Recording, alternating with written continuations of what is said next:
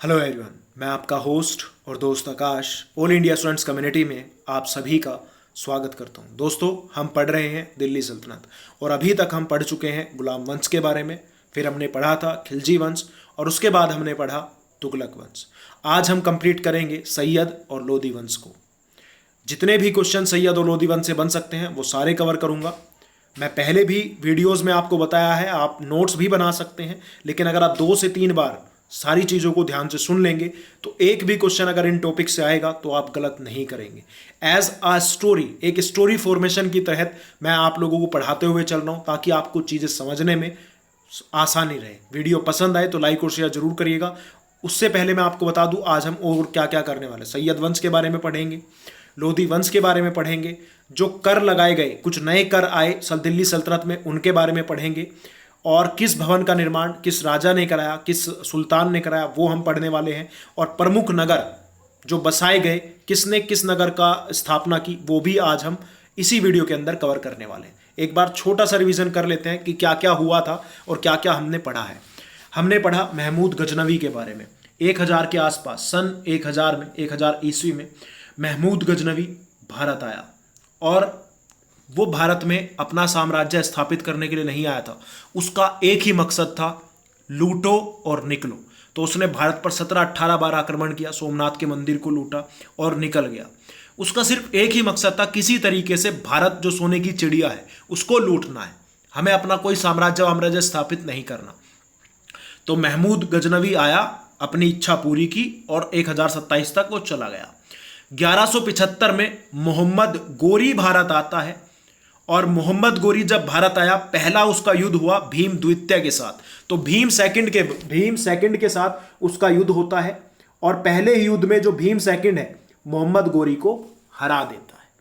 मोहम्मद गोरी हारा, वापस गया, उसके बाद दोबारा वापस आता है और फिर लड़ाई होती है उसकी पृथ्वीराज चौहान तराइन का पहला युद्ध, जिसमें पृथ्वीराज चौहान जीत गया। दूसरा युद्ध हुआ पृथ्वीराज चौहान और मोहम्मद गोरी के बीच में, जिसमें मोहम्मद गोरी जीता। और फिर तीसरा युद्ध हुआ, लेकिन उसका जो मोहम्मद गोरी का उद्देश्य था वो था साम्राज्य स्थापित करना। महमूद गजनवी भारत में साम्राज्य स्थापित नहीं करना चाहता था, लेकिन मोहम्मद गोरी जो है वो अपना साम्राज्य स्थापित करना चाहता था। और इसी के तहत उसने क्या किया, जो उसके गुलाम थे उनमें से एक गुलाम को दिल्ली का साम्राज्य सौंप कर चला गया, मोहम्मद गोरी, और उस गुलाम का नाम था कुतुबुद्दीन ऐबक। तो 1206 से 1290 तक गुलाम वंश का शासन रहा दिल्ली पर। तो कुतुबुद्दीन ऐबक ने गुलाम वंश की स्थापना की। उसके बाद इल्तुमिश आया, हमने इल्तुमिश के बारे में पढ़ा। उसकी बेटी पहली महिला शासिका बनी, सुल्तान बनी, रजिया सुल्तान। बलबन आया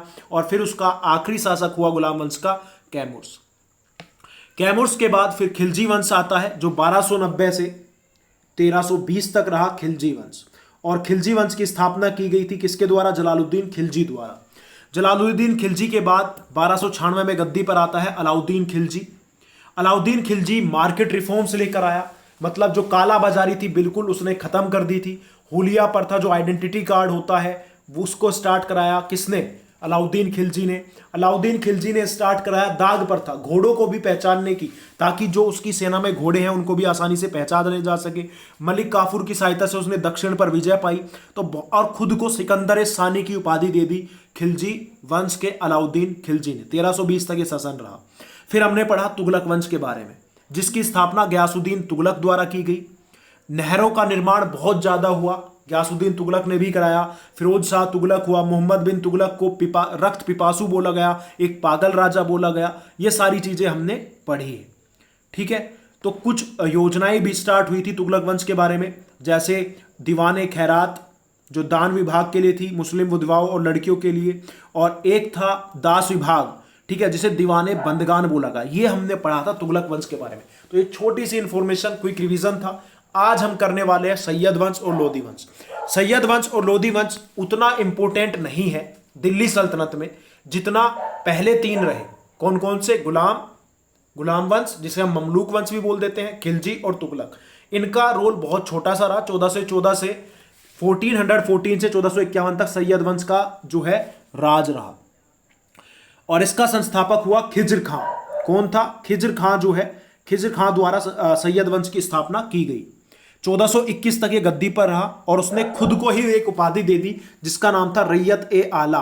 तो रैयत ए आला उपाधि दी खिज्र खां ने खुद को, रैयत ए आला उपाधि, रैयत ए आला उपाधि जो है ये खिज्र खां ने खुद को दे दी थी। और ये तैमूर के सहयोग से इसने अपनी स्थापना की थी सैयद वंश की। अगर बात करें मुबारक साहब, एक राजा हुआ मुबारक शाह सैयद वंश का ही, उसने तारीख मुबारक शाही की रचना की थी। सैयद वंश का सबसे आखिरी शासक हुआ अलाउद्दीन आलम शाह। लास्ट, पहला और आखिरी याद रखना है, पहला खिज्र खां था और सबसे आखिरी शासक हुआ सैयद वंश का, उसका नाम था अलाउद्दीन आलम शाह। अलाउद्दीन आलम शाह ने राज किया और उसके बाद खुद राज्य को आप जो है बहलोल लोदी को देकर कहीं और के लिए निकल गया, बोला ठीक है तुम राज करो। और उसी के साथ लोदी वंश का स्थापना हुआ 1451 में और लोदी वंश का जो पहला राजा बना उसका नाम था बहलोल लोदी। क्या नाम था? बहलोल लोदी जो है ये लोदी वंश का पहला राजा बना।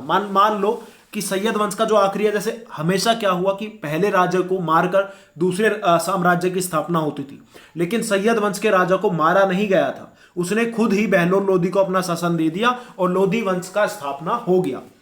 ठीक है, लोदी शासक जो थे ये दिल्ली पर शासन करने वाले अफगानी शासक थे। कौन से शासक थे? अफगानी, पहले अफगानी शासक हुए जिन्होंने दिल्ली पर शासन किया। सिकंदर लोदी लोदी वंश का सबसे महान शासक था, उसने आगरा शहर का निर्माण किया था।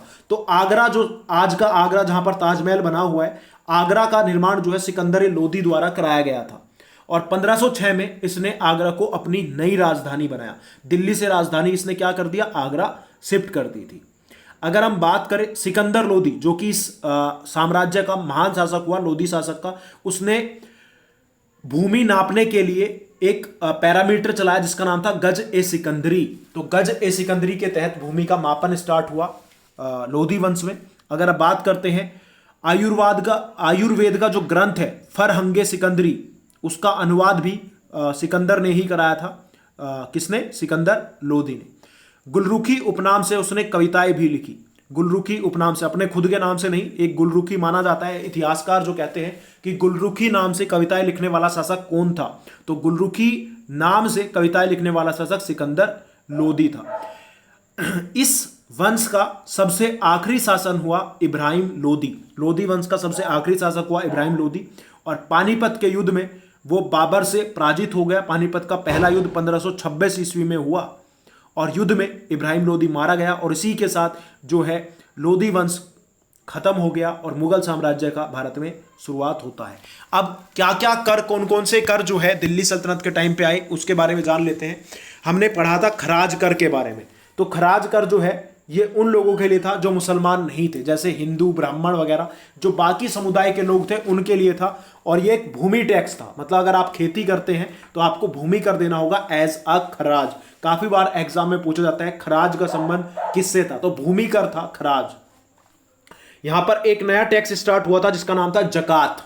जकात जो है ये मुसलमानों से लिया जाता है। जैसे तीर्थ यात्रा पर कोई मुसलमान जाता है था तो उससे तीर्थ यात्रा के लिए टैक्स लिया जाने वाला था जकात। इसी तरीके से गैर मुसलमानों से लिया जाने वाला धार्मिक कर था जजिया। तो जकात और जजिया स्टार्ट हुए थे दिल्ली सल्तनत में। यहाँ पर जो अगर आप तीर्थ यात्रा पर जाते हैं तो आपसे टैक्स लिया जाएगा, कर लिया जाएगा। अगर आप मुस्लिम हैं तो जकात लिया जाता था, अगर आप गैर मुसलमान हैं तो जजिया लिया जाता था। इसमें बहुत सारा डिफरेंस भी था क्योंकि ये जो थे मुस्लिम शासक थे तो मतलब इन कंपैरिजन टू हिंदूज मुसलमानों से थोड़ा कम टैक्स वसूला जाता था, लेकिन टैक्स दोनों से लिया जाता था। अगर हम बात करें कुछ भवनों के निर्माण भी किए गए, जैसे कुव्वत उल इस्लाम मस्जिद का निर्माण किसने कराया था? एग्जाम में बहुत बार पूछा गया है। कुतुबुद्दीन ऐबक ने कराया कुव्वत उल इस्लाम मस्जिद का निर्माण, जो कि दिल्ली में है। कुतुब मीनार का निर्माण शुरू कराया था किसने? कुतुबुद्दीन ऐबक ने। कंप्लीट कराया था इल्तुमिश ने। तो एग्जाम पूछे कि कुतुब मीनार का निर्माण किसने शुरू कराया, तो वो होगा कुतुबुद्दीन ऐबक, लेकिन कंप्लीट इल्तुमिश ने कराया था। 2.5 दिन का झोपड़ा भी कुतुबुद्दीन ऐबक द्वारा बनवाया गया और ये अजमेर के अंदर बनाया गया था। 2.5 दिन का झोपड़ा जो है ये अजमेर में बनाया गया था कुतुबुद्दीन ऐबक द्वारा। मुइनुद्दीन चिश्ती की दरगाह इल्तुतमिश ने बनवाई अजमेर में। अलाई दरवाजा अलाउद्दीन खिलजी ने बनाया दिल्ली में। फिरोज शाह कोटला ये फिरोज शाह तुगलक ने बनाया था, जिसका नाम हाल ही में बदल दिया गया है। फिरोज शाह कोटला मैदान का नाम अब क्या कर देगा, कमेंट करके बताएंगे। दिल्ली में बनाया गया। चार मीनार का निर्माण कुली कुतुब शाह ने किया था, काफी इंपोर्टेंट है। चार मीनार कुली कुतुब शाह ने, और इसका निर्माण किया गया था हैदराबाद में। विजय स्तंभ राणा कुंभा ने इसका निर्माण कराया और चित्तौड़ में इसका निर्माण हुआ था। अहमदाबाद नगर का निर्माण जो है अहमद शाह प्रथम ने कराया, इसीलिए इसका नाम अहमदाबाद है, और इसका स्थल गुजरात है, अहमदाबाद। तो आई होप आपको चीजें कवर हुई होंगी। अब कुछ इंपॉर्टेंट चीजें हैं। कौन सा नगर का संस्थापक कौन है? जौनपुर फिरोज शाह तुगलक द्वारा बसाया गया। आगरा सिकंदर लोदी। विजयनगर हरिहर बुक्का। हैदराबाद निजाम उल मुल्क द्वारा। अमृतसर गुरु रामदास इसके संस्थापक हुए। पटना शेरशाह द्वारा। फतेहपुर सीकरी अकबर द्वारा। और अजमेर अजय राज द्वारा। तो दोस्तों ये था दिल्ली सल्तनत। आई होप आपको दिल्ली सल्तनत अच्छे से कवर हो गया होगा। अगर आपने पहली वीडियोस नहीं देखी है, सारी वीडियोस देख लो। नीचे डिस्क्रिप्शन में आज मैंने प्लेलिस्ट बना दिया है दिल्ली सल्तनत कंप्लीट का, वहां पर जाओ, सारी चीजें देखो। कुछ क्वेश्चन अब ऑब्जेक्टिव क्वेश्चन मैं बहुत जल्द लेकर आऊंगा दिल्ली सल्तनत से, ताकि अगर कोई क्वेश्चन एक दो बच भी गया है वो भी आप लोगों को कंप्लीट हो जाए। ये सीरीज आप लोगों को कैसी लगी कमेंट करके जरूर बताइएगा। अगर आपको ये सीरीज पसंद आई होगी तो इसके बाद मैं आपको स्टार्ट कराऊंगा विजयनगर साम्राज्य। छोटा है लेकिन बहुत इंपॉर्टेंट है विजयनगर साम्राज्य। उसके बाद हम फिर भक्ति आंदोलन, सूफी आंदोलन और मुगल साम्राज्य की शुरुआत करेंगे। डिपेंड करेगा आपको कितना पसंद आया और आप कितना सपोर्ट करते हैं। पसंद आए तो लाइक और शेयर जरूर करिएगा। अगर आप डेली क्विज में पार्टिसिपेट करना चाहते हैं कि आपका प्रैक्टिस होते रहे, अगर मैं लाइव ना पढ़ाऊं तो ऑफलाइन भी आपकी क्लासेस चलती रहे, जो कि मतलब एक क्लासेस की तरह ही है। अगर आप 2 टेस्ट मॉक टेस्ट, आपको खुद का आइडिया हो जाएगा आप कितने तैयार हैं, तो आप मुझसे इस नंबर पर जुड़ सकते हैं। ये नंबर है आपकी स्क्रीन पर। आपको सिर्फ 50 रुपीज़ पे करने हैं और कितने महीनों के लिए? 31 अगस्त तक आप उस ग्रुप के मेंबर रहेंगे। 31 अगस्त तक 50 रुपीज़ पे करने हैं। आज ही पे करो, ग्रुप से जुड़ जाओ। क्विज होती है सुबह से शाम तक, क्विज चलती रहेगी, मतलब हर 2-2, 3-3 घंटे बाद 15-15, 20-20 मिनट का क्विज होगा। आप अपने डाउट कंसल्ट कर सकते हैं। हर एक सब्जेक्ट का क्विज यहाँ पर होगा। आपको अगर आप ज्वाइन करना चाहते हैं तो इस नंबर पर सिर्फ 50 रुपीज़ पे करने हैं और 31 अगस्त तक आप इस ग्रुप के मेंबर रहेंगे। उसके बाद अगर आपको मेंबरशिप बढ़वाना है तो बढ़ा भी सकते हैं। तो दोस्तों आज की इस वीडियो के अंदर इतना ही। मिलते हैं फिर नेक्स्ट वीडियो में। तब तक के लिए लाइक करें, शेयर करें और कमेंट करके बताएं वीडियो लगा कैसा। और अभी तक चैनल को सब्सक्राइब नहीं किया है तो आज चैनल को सब्सक्राइब भी कर लें।